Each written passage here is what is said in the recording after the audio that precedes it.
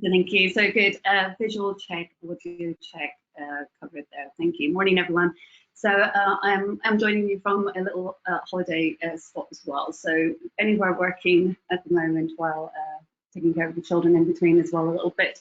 So great to see you this morning. And I just want to jump in. So just to show you who we actually work with. So a lot of businesses do come to us because they're looking for that next level of clarity around the data, the design, digital side of things. So they want to perform across channels, they want a solid demand pipeline, they want to really look at their branding, digital development, those sort of outcomes. And Branue stands for New Ways to Brand for a New World. So we're a digital marketing and technology studio, and our team have worked with SaaS businesses, fintech, property, gaming, commerce, pharma. Really, we just hone in on the creativity and innovation side of things. So really looking to create new experiences in an adaptable way with a collaborative bunch. So we really build on dynamic relationships with our clients and using data and messaging as our compass. And then taking that insight to really build on continuous improvement. So all to achieve that sort of clarity that clients really need, architecting intelligent demand gen solutions, those sort of personalized customer experiences.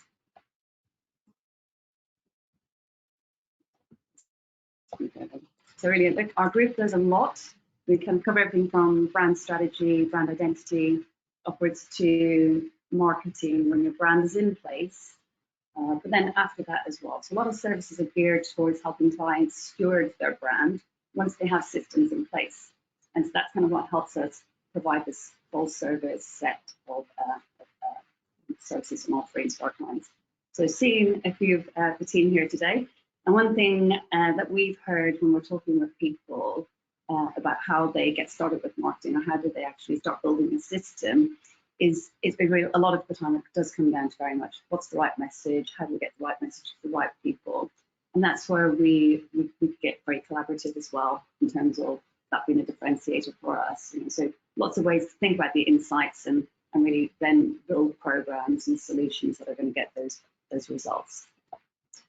But our purpose still is to be human at scale. We want to maintain that adage even in the immersion and the adoption of AI. So our goal is very much to ensure, how do we help your business increase market share? How do we amplify and protect the brand authority? But also, how do we position the business and customer service to ensure that they're going to become the brand advocates? And part of our purpose is also very much about caring about the environment, looking at cookies and the destruction of those, really, like when we go to a cookie list, not just deprecation of cookies from Google, but also how do we use more clean hosted solutions? One of our kind of recent businesses is just taken on investment for offsetting data hosting to heat swimming pools. So I think that's really important. How do we move towards those more sustainable solutions, even in the world of digital, which we think often is seamless and you don't really see it. So, and then also around brand authenticity. In terms of the content, it's very much quality over quantity. So just a snapshot of what we're going to cover today. So it's the ABCD framework that we're going to take you through. Transparency, we are an agnostic business, so we are continuously testing the solutions of people that we do partner with. But I don't profess to be an AI expert, but we will share how we use the AI tools and use cases across our MarTech strategies. And we're constantly developing in this space as well. So there's certainly so much going on. And I've had a very interesting, very resembling AI avatar built by our robotic process automation expert as well, which even surprised me how convincing that was. So I'm going to dive in. Everyone on this call has obviously got a different business. Everybody has a different process that they're working with, maybe even a different level of influence. But there are things that whether you're an individual or whether you're managing a department or a business, there are certainly evolutions that you can make in your own workflows. So we want to kind of look at how do we kind of start on that journey, and all the way up to actually it could be a company-wide. So how do we have the ability to influence changes and make different changes around workflow and automation. When we're considering AI, naturally, OpenAI, ChatGPT, that's all been widely used in businesses now. And of course, anyone who has any type of tech has had a rush over AI, native AI applications released, just especially since around last January, kind of early into summer last year, that ignited with ChatGPT. Of course, it took off another level in terms of adoption. But in June 2023, a study has found that about 15% of employees are frequently, of course, pasting company data into ChatGPT, including source code. About 30% people have been, entering their source code, and then even including business information, personally identifiable information. And so one of the biggest concerns around AI also is about the data exposure. So we have to factor in the degree of caution with all of these tools and advances. And again, we're looking at AI ethics, and there's obviously governance codes being created. And so it's about really taking the right steps for your organization, and how do we kind of move those through. Now, there's definitely some very keen emerging trends that are worth talking about for 2024. So social selling is certainly becoming, it is kind of very high, very strong positions up there. So those selling is turning into more shorter, personalized experiences. Then, of course, video first apps like TikTok, Instagram, YouTube, they're growing fastest, but Facebook has had a very big resurgence. And in the last 2 to 3 months, actually, ad spend has been going up again on Facebook. So businesses are returning to Facebook. Your audiences are going to be smaller on Facebook, let's say, than LinkedIn. But again, how do we bring video first? It's 4 times more. It will convert at a 4x rate. So definitely think about your type of content. And obviously, if it's long, if we're thinking about long form content for video, if you have on YouTube, that's a fantastic place to have that. And then how are we repurposing that into your blogs, into your snippets, into your vertical reels for Instagram and so forth. So really repurposing that content and getting that out there to start the top of funnel awareness and engagement. Last month, Google, you're probably aware, Google introduced 2 major updates that put image-powered search into at your fingertips. So Circle to Search is a new AI-powered multi-search experience. The Circle to Search one has launched globally in January, just the end of January. It's on Android at the moment, but it's been rolled out. And it allows users to select images or text or videos on their phone, but then pull up information with like a very simple gesture while you're using that. And then the AI-powered insights for multi-search, which works with that, is available also, and that combines the image search, but also brings in the text-based search. So again, the sophistication that's changing around that top of funnel search, we're really just looking at video and visual and ensuring that we're creating high quality assets that are going to work there. So for instance, you can take a photo of a plant with Google Lens and then add a question, is this plant, is it dangerous to my cat, or something like that, is it toxic? So that visual search market is estimated to reach about 33 million by 2028, so certainly something to look at. Now, as with any transformational technology, we know that we're looking at complexities around AI, risks, and historically, of course, it's been used to understand and recommend information.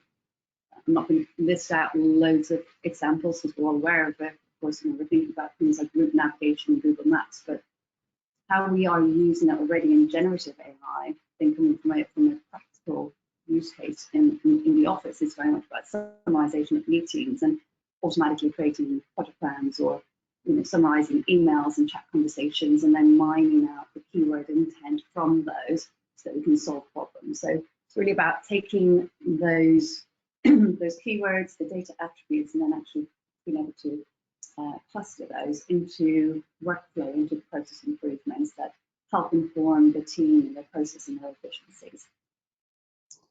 So Now, again, obviously the main models we know are the generative language and the large language models. So we can dive into that in a whole other session at some stage. But I think what has been really key also, and when we talk about the source code and people using ChatGPT, what we're seeing then with Gemini on Google is that Google AI Studio is enabling developers now to seamlessly integrate their Gemini models with an easy, safe API so that they can quickly develop prompts, that they can transform ideas into code. So really just design me an app to do something for a fitness brand, design me an app so I can sell these particular clothes or shoes or boots, whatever it is. So that's massively such a game. We've gone from low code to this sort of no code, on demand app development, and really been able to kind of consolidate what we're actually doing and how quick it is to get to market. So personalization is the significant trend as well that we really need to prioritize. And what we're seeing from the research is at this stage, when people are seeing personalized offers, that it's certainly leaning them to make a more positive action, but of course it's still evolving and evolving. So we still need to prioritize consumer needs beyond AI. So including continuing to focus on websites, functionality, and authentic engagement. So I think those are really some of the key pieces from where we're at today and kind of looking for 2024. Now, of course, it can become a lot more simple when you have a solution. You have a MarTech stack, and there are many of those out there. So just to show again a lens of some of the AI use cases and of course how easily they're being kind of provided to people in their day-to-day. This particular one, of course, it's about generating high-quality sales materials. It's about enabling you to nurture leads with personalized content. It's about summarizing your meeting notes, as you mentioned.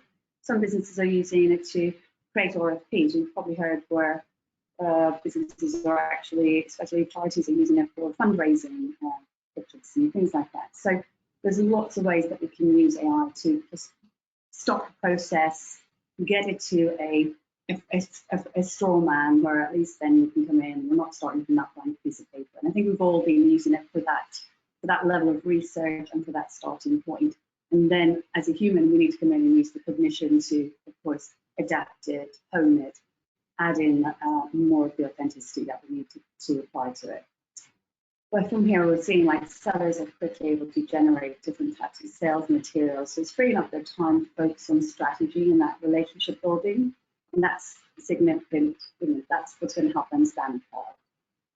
So it's saving that time and money for marketers by not having to really draft emails or texts and generate campaign briefs. So there's so much, of course, that is becoming part of the process. It's just really removing those tens of hours that humans are, that we're having to do this on a weekly basis, which are actually slightly cumbersome jobs that we can just lift the load a little bit. So this is what we've been seeing as well from the business side, is that the proposition and messaging, the challenges that some of the businesses that we're speaking with, proposition and messaging, nurturing prospects, getting the data and insight, and also an employer brand is a really key one. So seeing that from, again, Matt's slides is around, again, how are we focusing on these things to help businesses? And then from our own customers, audiences as well, we're hearing that they really need to, this year, they want to be able to drive cross-functional alignment. They want to find the time savings with AI, and they want to actually lead a strategic transformative initiative. So I think that's been really interesting to see where businesses are at today. We're also hearing a lot around ROI, of those business solutions that have been maybe invested in the last couple of years. How are we now seeing the performance? How are we seeing that return on investment? Are we getting the effectiveness? How can we get that next level of performance from what we have? So it starts really with, if you're a product or a service, you're either going to have an established product service that has fit the market previously, or you could be creating a completely new market, and then that's slightly different, a different approach. But for instance, something within the UK that we can look at as well is the company's house data. So this is a really good business information data set that we're able to pull six industry codes through. So segment industry codes, they're able to be pulled through. You start to actually cluster your data. You can use that then to actually enrich some of your CRM, your existing data. There's different ways that we can automate this as well, just to, or at least make it a lot more lean in terms of how we are enriching the data from one engine, from one platform to the next, and how we're bringing that through. And we can use anything, again, you could use ChatGPT here to structure and standardize. You might use Python, we have used Python to clean up the data.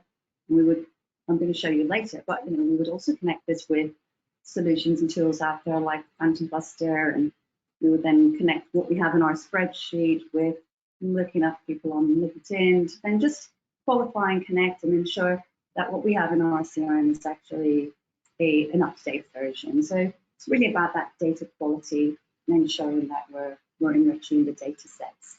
We've got a good source of truth. But establishing that target market is really key to say, well, who are we targeting in on?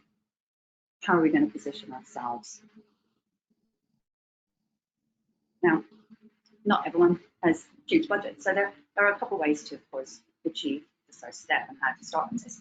So the first one is that tooling and programs, and either integrating those programs or tools, integrating that with your existing marketing suite, or managing those cross platforms or tools.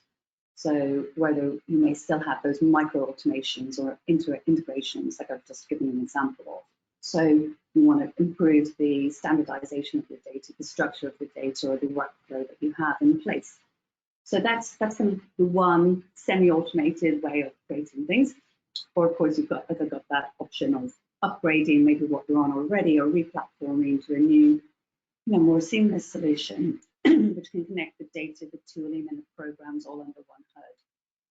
But where we want to do, where we want to start, is just for something to be really super simple, for everyone to take away. So whether you're a company of 5 people or a company of 250, having a common language that kind of sets the basis for everything else. Even if you have budget already, or you're just going to think about budget for your marketing efforts, or you're going to hire or work with a studio. So even having this piece done first is really the guiding, it's a great guiding North Star for your business, even for working with any external partners who you may be working with.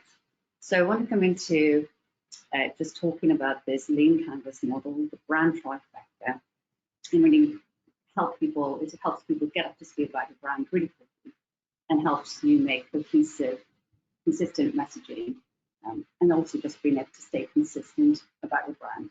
So you're not sitting there making up promotions or thinking on the fly, who are we talking to this week and what's happening next month. So we want to really remove the vocabulary. We want to get a nice, good, solid messaging architecture, good tone of voice. And then once you've got that figured out, we can put that on the document and you can use it. So it's really something fantastic to have in your toolkit, and also to be able to establish, work through the different questions that arise along the way. Like how many social media ads should I be running? How's my email performing? And what are these web conversions? Have we looked at the impact of that? Or, is this doing that multi-channel approach? Is it actually landing with the personas who we've identified? So we're going to be coming on to that really, just to talk more about how it's much easier to get started, to make greater traction, get better results once we have identified the brand and the value proposition and messaging, that full architecture. So I'm just going to show you what a typical lean model canvas looks like. So this again is a relatively a micro exercise where you would start with your business. This particular one is focused on small businesses and kind of trying to find really empowering solutions of helping companies kind of deal with their brand challenges and kind of resolve them. So this kind of runs over maybe 2 to 3 weeks that you can figure this out, to walk small businesses through the journey. And you're doing your brand positioning, you're making your brand identity, And so for us, this is kind of a cost savings way for someone who can't necessarily, for whatever reason, they can't really crank into a full engine of brand automation. So we're looking at the brand positioning to lock in the brand and come away with a good, strong toolkit that is, that means that everyone's empowered to explain your services or your products or your mission or your vision to your customers in a new way. So it's almost like a DIY with the help of professionals by your side, to help you join everything up. So we break it down. Like what's the problem? Identifying the main problem that the product or service needs to solve. And the solution is outlining the proposed solutions, of course, to the identified problems. Your unique value proposition, a clear statement that describes the unique benefit offered by the solution. Your unfair competitive advantage, this is something that cannot be easily copied. So we want to focus on what's going to make you look different. The channels, what are the pathways that we're going to reach customer segments in? And can we define those specific groups of segments, the people, the organizations, the businesses they serve? And then let's get into revenue streams. Okay, so how much do you need to be making? How many calls should that be a week?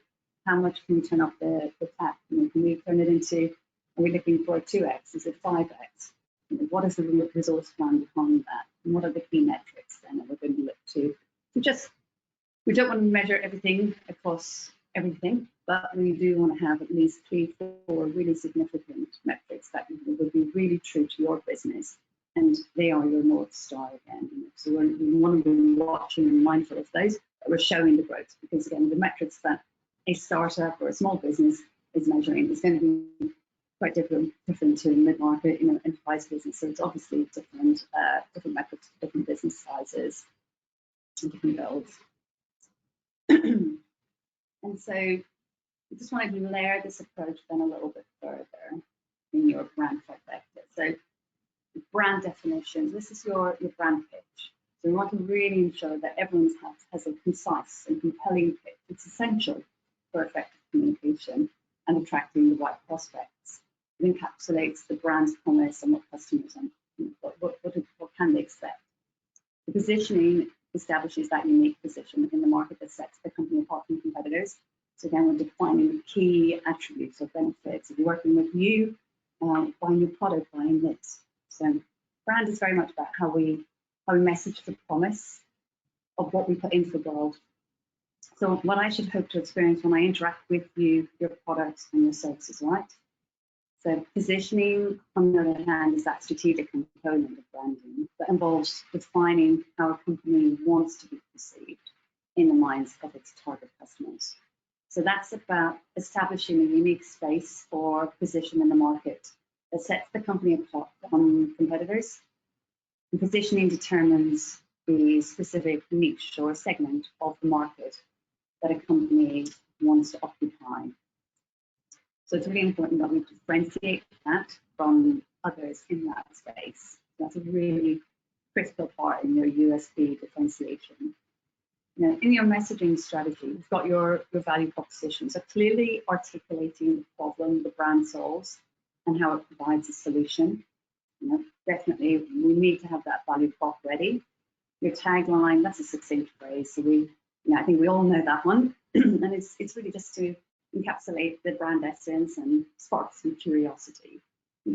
Make people want to ask another question. Oh, how do you do that? And then the differentiator is highlighting how the brand is distinct and superior to competitors. So messaging is communicating the brand identity, values, offerings. So it's such a broad topic. But again, once we get all of this down on paper, it really helps to show, okay, we now have those elements defined. We're able to now start to put the actual content around the targeting of that messaging. So it's so important that you create your brand narrative and that you're thinking about what that elevator picture is. And I'm sure most of you have probably heard of the Don Miller story brand, and I think that overlaps a little bit with the TED talk like Simon Sinek, what's your why? But know your why. And these, they're great to do for a brand when they're thinking about what am I going to stand for, what makes it different, why are we different, why should someone choose that? So I would definitely say go away, do that exercise of ask the 5 questions, do the Simon Sinek question of what are our top 5 questions, why should someone care? And you get to that emotive state where you can really understand what's different about what you're offering to your customers, to your clients. That's really key, isn't it? So how are you different? How are you better? Has everybody else promised that and promising something different? That's going to kind of help speak volumes to your brand architecture, the root cause of what you're looking to solve. So all of this is like really about developing a systematic approach, so that you can generate the interest and get people to refine the brand message, be more action oriented. And then it's so that we can come along, once we've done all of this work, we can think then about our personas. The persona is where you really want your company to grow better. You need to get that deep understanding of your persona, your ideal customer. So to get there, we recommend creating anywhere between 3 to 6 personas. Really managing more than that is going to become quite lofty. But a buyer persona is a semi-fictional representation of your ideal buyer based on the data that you've collected so far and the interviews that you've held with existing customers, clients, or prospects. You're making some educated guesses, of course. It's essentially a definition of your ideal buyer presented in a way that sounds like it's talking about a specific person. So this makes it really easy for your team, again, to remember your persona. You want to hold that, this is just an example here.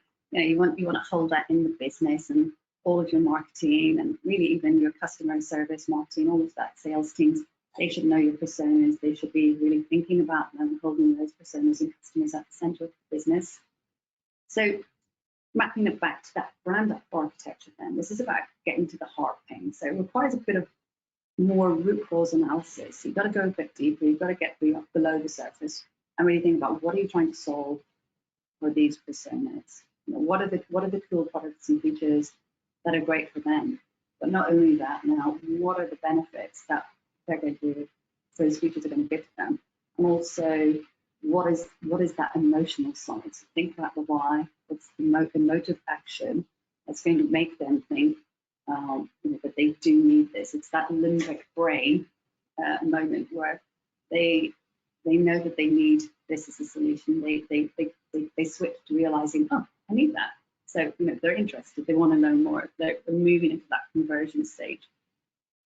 So branding and messaging, of course, really crucial aspects of the sales process. They play a significant role in converting these potential customers into actual buyers. So again, when we talk about positioning and messaging in relation to these personas or ideal customer profiles, it all links to your go-to-market strategy. So it's essential, that we understand how they might interconnect. And we're going to look at lots of, as many factors as we can when we're developing out these customer profiles. So it's everything from demographics, psychographics, what are their behaviors, what are the pain points, understanding that, the more we understand that, the more we can tailor the message and then position our offers and our campaigns to resonate more effectively. Okay?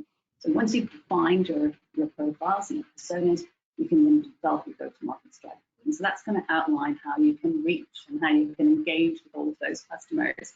This strategy may involve determining the best channels to actually communicate with them. So we might end up selecting, well, this is going to be for our persona here is on LinkedIn, but we'll also use some Slack, and we're going to talk to them using some Google Maps exports, etc.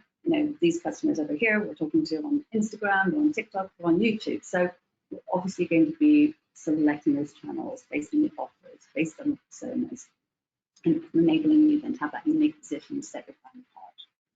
Okay? So understanding those pain points and aspirations, we do want to delve into the target audience's aspirations, because it's really important to mention those in your marketing, and then understand that by telling them the pain points and tailoring your message, your audience is going to come away and have their needs and desires met. So it's going through that leader model. We're potential interest and desire. So we're getting to that conversion with them again. And I think definitely being platform specific is really crucial here. I'll come on to showing again some of the traffic and the audiences and really the scale that's out there in terms of audiences. And pretty much what we're seeing in the market is that people, they may see your content, absolutely, but they don't click, they don't really engage, they don't really do that next step. So it's really challenging for marketers and sales teams to be able to see, well, how is that lead generation happening? Is that is that demand moving forward? So we have to definitely have carved out the right architecture to ensure that we're being precise and then that we're able to drive the traffic and the impressions and the funnels and increase the demand that way.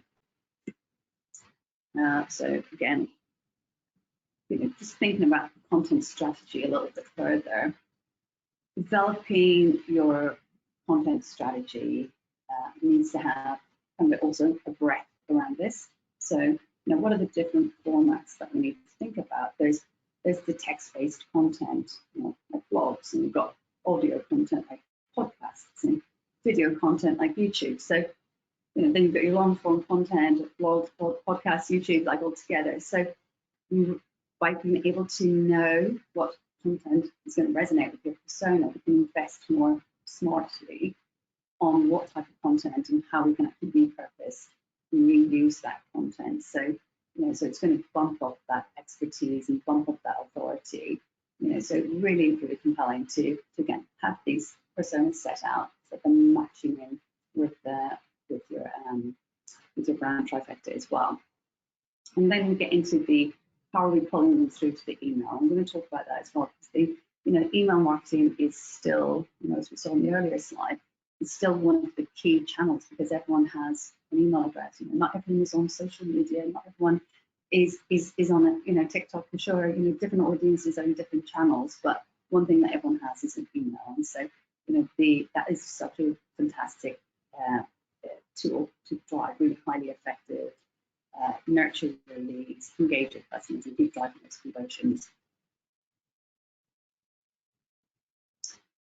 And so looking at the content piece, so we do a whole piece around the audience mapping.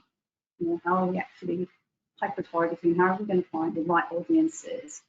So there's quite a few strategies. We'll talk about that just in a moment about, okay, how do we take your personas, we take the channels, we take the intent of what we know about them. Maybe we've been able to do some of the SEO research from your Google Search Console or from your Moz or your SEMrush or something.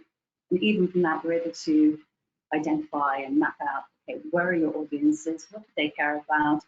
How are we going to find them? And then we have particular ways to do that. Of course, if it's on LinkedIn, it could be about, well, what events are they attending? What groups are they part of? What associations? What webinars are they going to? And so there's obviously a huge bubble of audiences on there, which we can use topics and keywords and just run different instructions to actually attend and connect with those. And that audience mapping piece is, just stay on LinkedIn for a moment. And then we'd use not just extracting email, we'd use Galaxy when we're doing these programs on LinkedIn. Galaxy integrates really seamlessly with LinkedIn. There's obviously controls around how many you can send a day or a week, but it's still more than ample, and it still enables you to drive great velocity in terms of your social prospecting and your outreach campaigns. So the Galaxy plugs in, integrates with your LinkedIn profile, and then we can set up marketing sequence campaigns. So some of those, again, there's all sorts of variations there in terms of the sequences that can be set up, but it could be those first message, connections. Obviously, we draft out the messaging that's going to go out.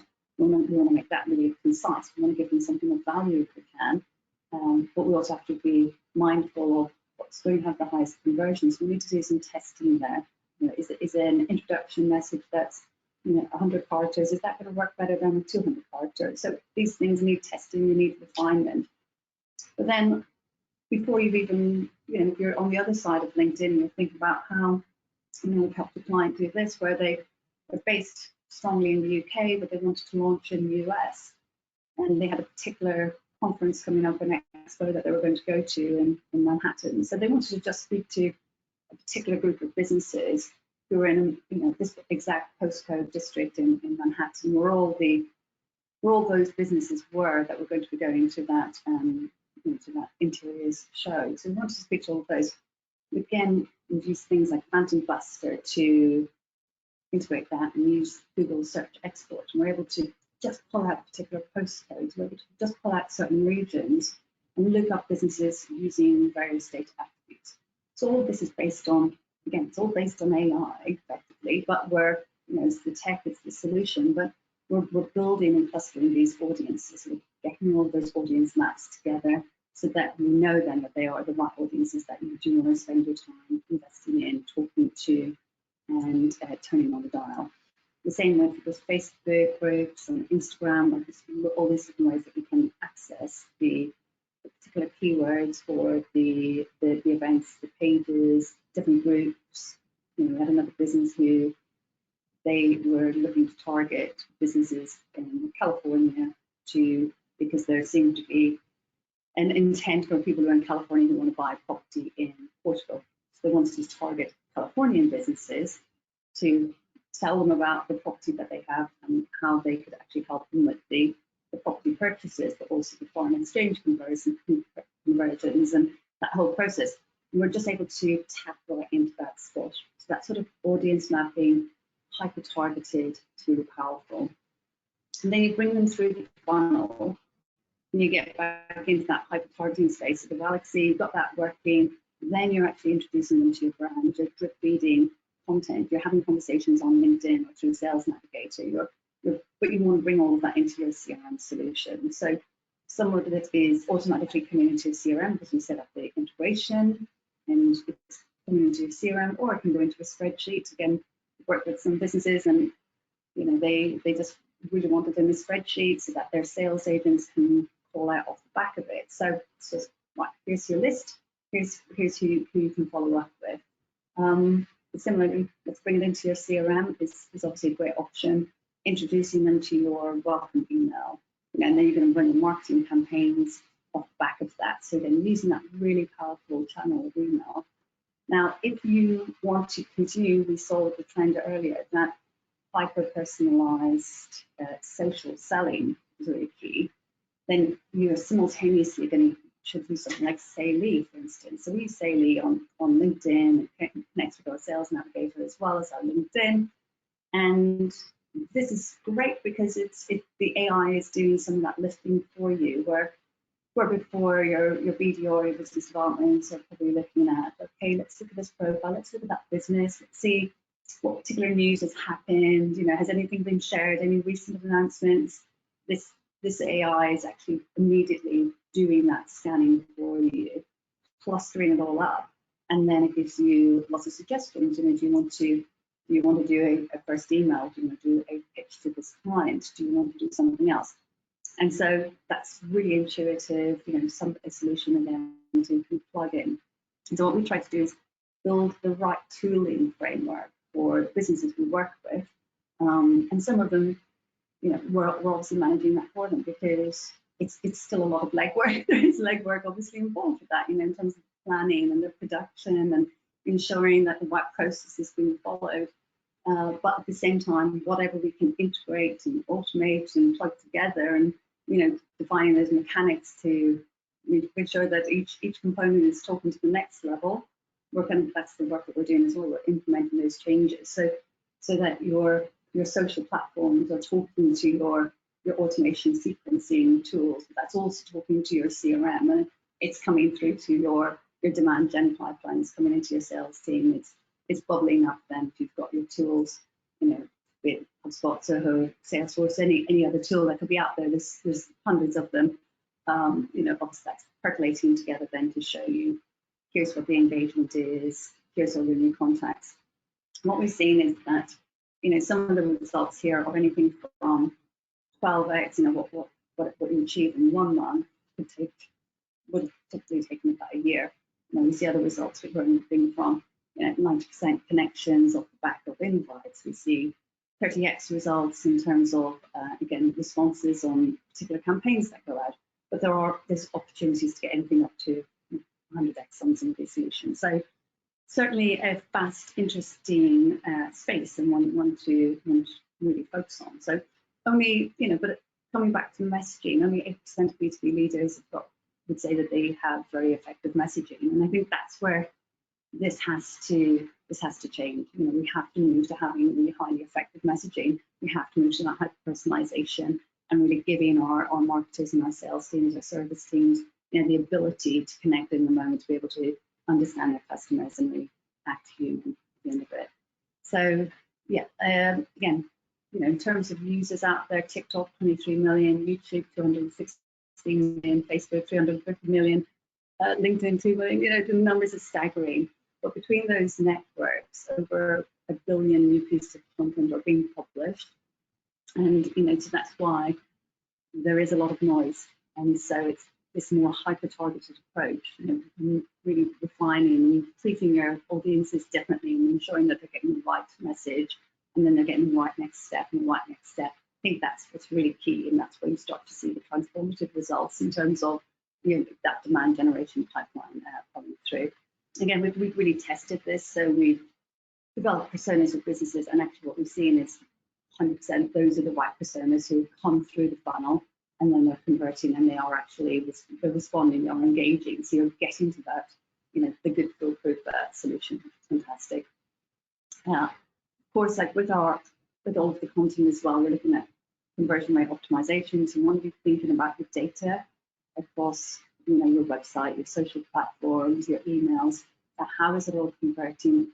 Even making one recommended improvement to your CRO every month is a good aim.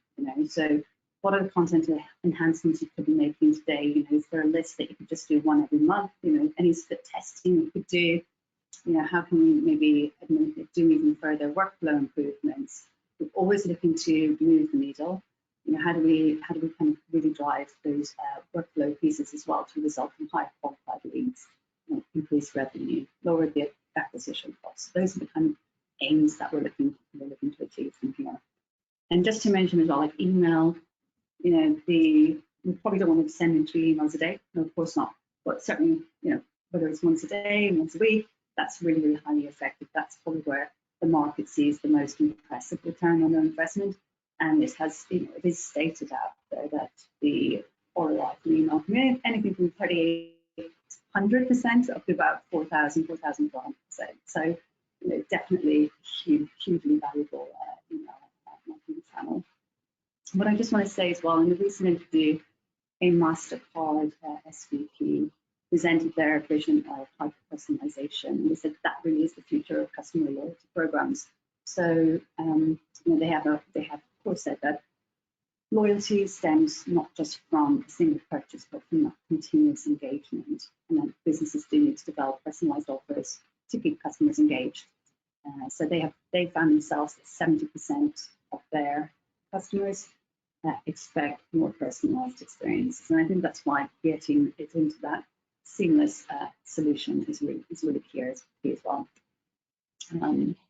So yes, also then the ways that we're seeing AI kind of proliferate through even further. When you want to get to that next level of sophistication, it's about the AI predictive lead scoring. It's about your machine learning models. It's about doing lookalike audiences, which can then inform your.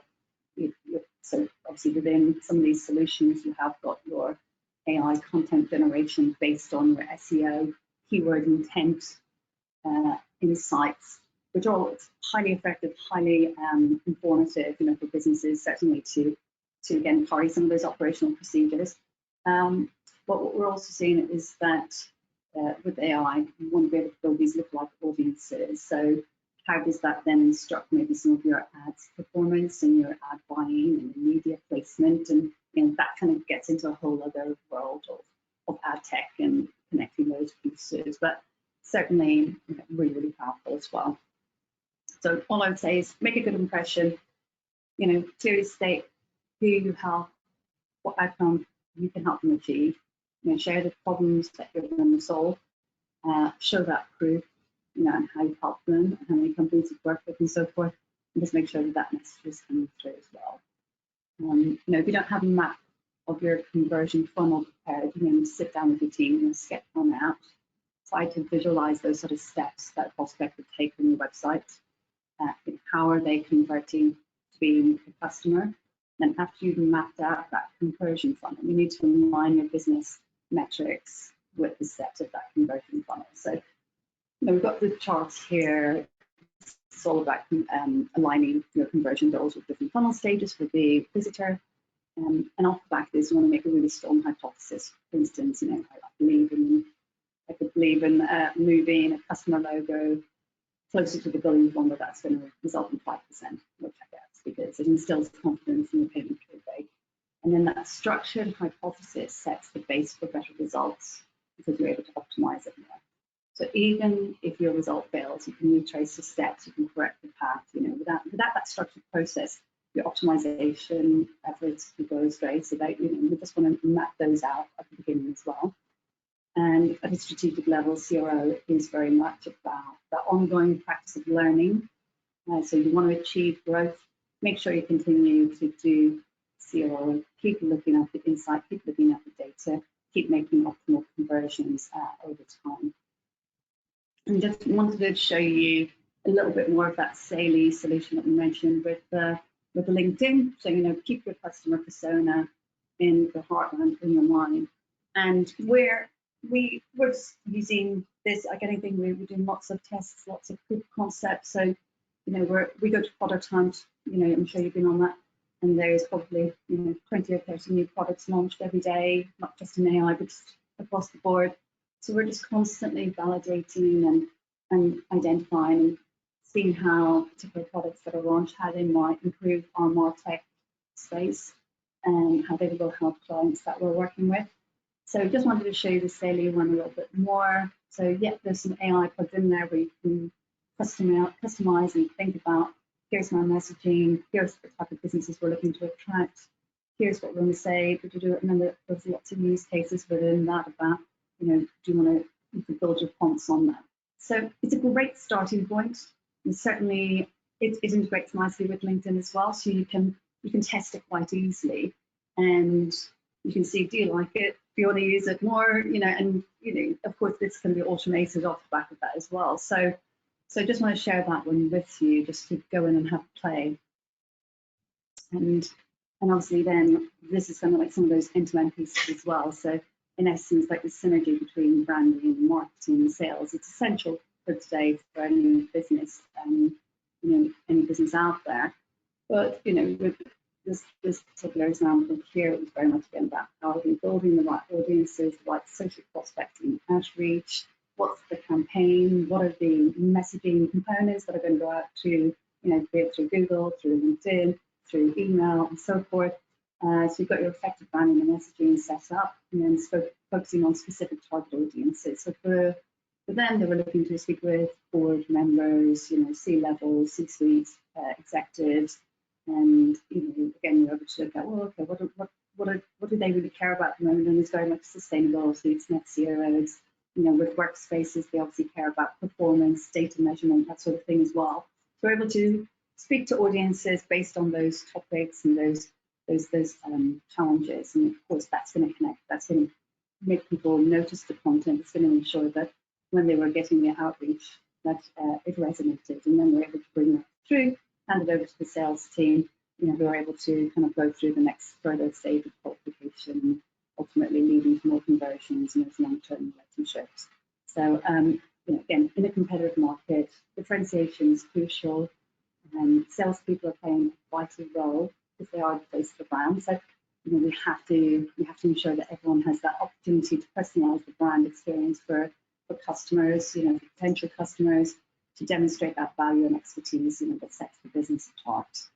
And we're kind of just wrapping up now, so I'll just share, for again, examples. You've got lots of tools out there. You could use Looker, you can use you can use a Figma dashboard, but bring Looker into that and kind of like set a really nice kind of multi-channel data set tool overview of what's happening in attribution.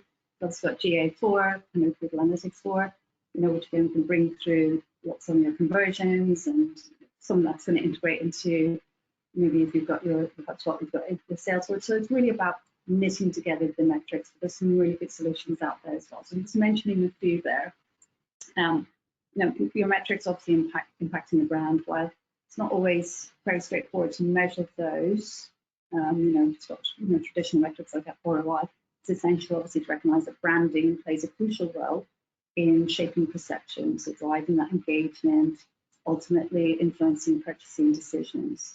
So, those metrics of brand awareness, brand sentiment, customer loyalty, customer acquisition cost, they can really help gauge the effectiveness of branding initiatives over time. And from your brand to demand, back to the brand to demand piece, we're looking at increased number of qualified prospects. So an effective branding strategy should really attract, of course, more of the right prospects. So then you can have an increased close rate. Well-established brand, compelling brand message, prospects are, of course, more likely to perceive your growth business as trustworthy, reliable, credible. So that enhanced reputation is going to lead to a higher close rate as well. So there, your prospects are going to just feel more confident in making a purchase. I think that decrease in sales cycle is obviously really key as well.